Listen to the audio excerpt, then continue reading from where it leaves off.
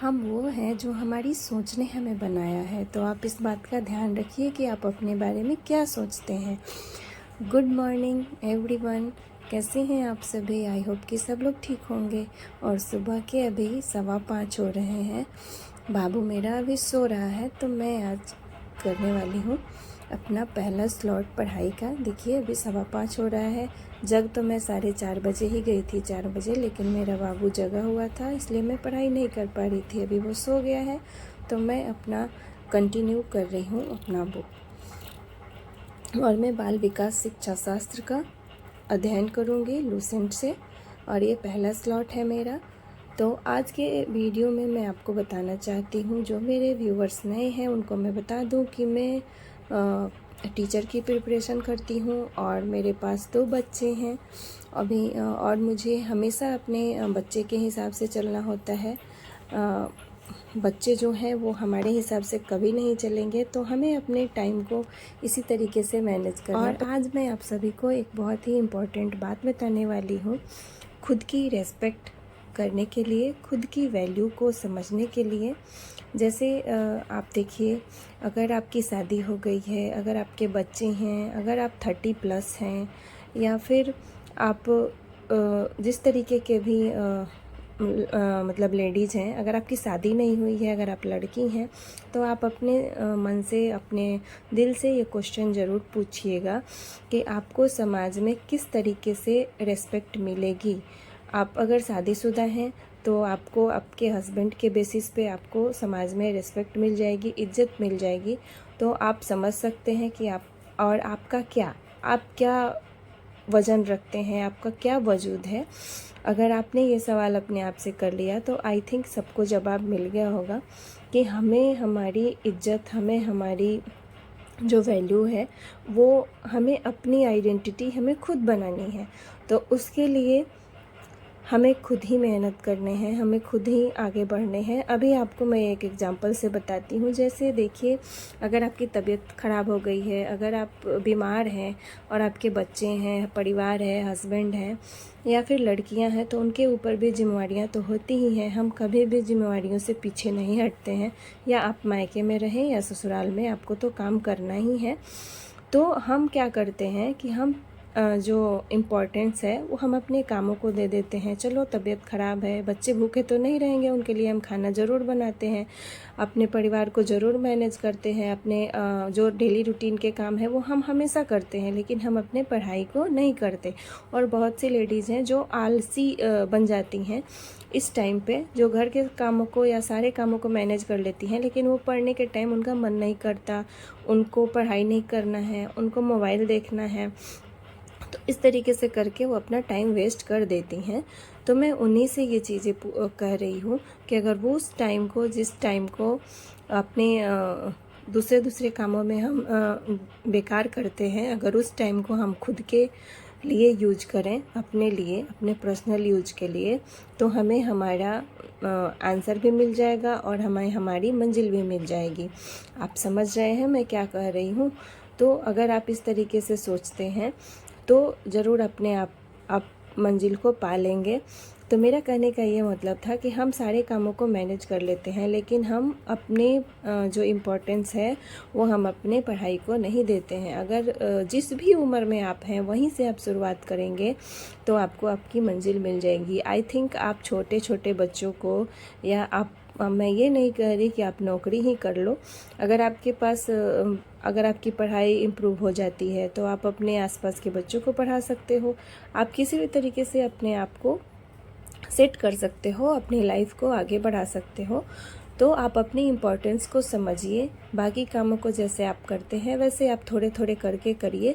जैसे मुझे भी ऐसा फील होता था, मैं भी ये अनुभव कर रही हूँ कि जो मैं पहले करती थी वो मेरे थोड़े थोड़े पढ़ाई से मैंने स्टार्ट किए हैं, लेकिन अब मैं 3 से 4 घंटे अपनी पढ़ाई के लिए निकाल देती हूँ पूरे दिन में।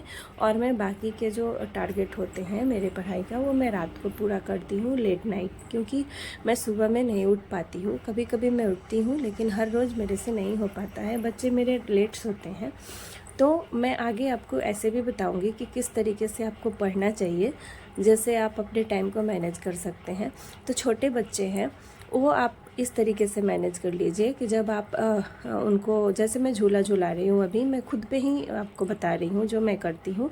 तो मैं झूला झुलाती हूँ तो मेरे कान में ईयरफोन रहते हैं और मैं वीडियोस देखती हूँ। चाहे आप जिस फील्ड की तैयारी कर रहे हो, आप उस फील्ड के वीडियोस देखिए। आपको वीडियोस बहुत सारे यूट्यूब पे मिल जाएंगे, तो आप एजुकेशनल वीडियो देखिए। जब आपके बच्चे सो जाते हैं तब आप नोट्स तैयार करिए। जब आपके बच्चे जब रात में सो जाते हैं तो आपको संघर्ष तो करना ही पड़ेगा, आपको मेहनत तो करनी ही पड़ेगी, आपको नींद को भगाना पड़ेगा सपने पूरे करने के लिए, क्योंकि हमारे पास टाइम बहुत ही कम है। बाकी सारे कामों को मैनेज करते हुए तो रात लेट नाइट पढ़िए या सुबह पढ़िए, पढ़ना तो आपको पड़ेगा। तो उस टाइम आप अपने नोट्स को बनाइए या आप सीरियस सब्जेक्ट को पढ़िए, जैसे मैथ्स वगैरह या कुछ भी जो आपको आपके सिलेबस में हो। तो इस तरीके से अपना आप मैनेज कर सकते हैं। इस तरीके से ही मैं अपने एजुकेशन को, मैं अपने पढ़ाई को मैनेज कर रही हूँ। और अभी हो गया है शाम का टाइम, तो इस टाइम मैं आरती वगैरह करती हूँ, क्योंकि हमें बहुत ही जिम्मेवारियाँ होती हैं अपने गृहस्थ जीवन का। और यहाँ पे बाबू मेरा सो गया है, नहला धुला दिया है, बाकी मेरे लंच के काम हो गए हैं। अब समय है इवनिंग का, तो मैं यहाँ पे बना रही हूँ खाना। मैं यहाँ पे बच्चे को सुला करके और 1 घंटे मैंने करी थी फिर से पढ़ाई। और मुझे ये जो CDP है, बाल विकास शिक्षण शास्त्र, ये मुझे पढ़ने में आजकल बहुत ही अच्छा लगने लगा है। तो मैं इस तरीके से अपने पढ़ाई को पूरा करके सेकंड स्लॉट का, और फिर मैं अपने किचन में आ गई हूँ। यहाँ मैं बनाऊँगी अपना डिनर रात का। तो आज का मेरा मोस्टली यही पॉइंट था कि आप अपने समय को कैसे मैनेज करें। तो जब भी मैंने आपको अपना ट्रिक बता दिया कि बच्चे जब जगह रहते हैं या किचन में मैं रहती हूँ तो मैं वीडियो के माध्यम से पढ़ती हूँ, जिससे मुझे अभी हमारा समय ऐसा है कि अगर हम ये सोचें कि हम मतलब एक स्पेशल टाइम निकालेंगे और हम नोट डाउन करेंगे, या स्पेशल टाइम निकालेंगे, हम एक अलग सा टाइम निकालेंगे, हम उस टाइम में पढ़ाई करेंगे, तो ऐसा टाइम अब हमारे जीवन में कभी नहीं आने वाला। तो हमें जो भी टाइम मिल रहा है उसी में हमें ये दिमाग लगाना है कि हम कहाँ से किस टाइम से अपने आप को पढ़ाई से जोड़ सकते हैं। तो हम काम करते हैं तो हम ईयरफोन लगा के मतलब वीडियोज़ के माध्यम से पढ़ाई कर सकते हैं। बच्चे को अगर खाना खिला रहे हैं उस टाइम भी पढ़ सकते हैं, बच्चे को फीड करा रहे हैं उस टाइम भी पढ़ सकते हैं।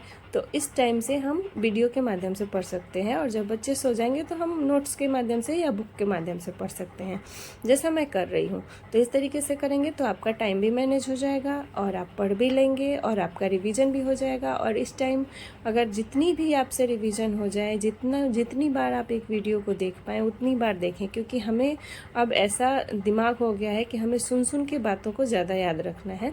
और आपको पता ही है कि बात अगर हम कोई भी चीज़ सुनते हैं तो जल्दी याद होता है। तो 1 बार में नहीं, 2 बार, 3 बार, 4 बार आप सुनिए, आपको वो टॉपिक ज़रूर याद हो जाएंगे।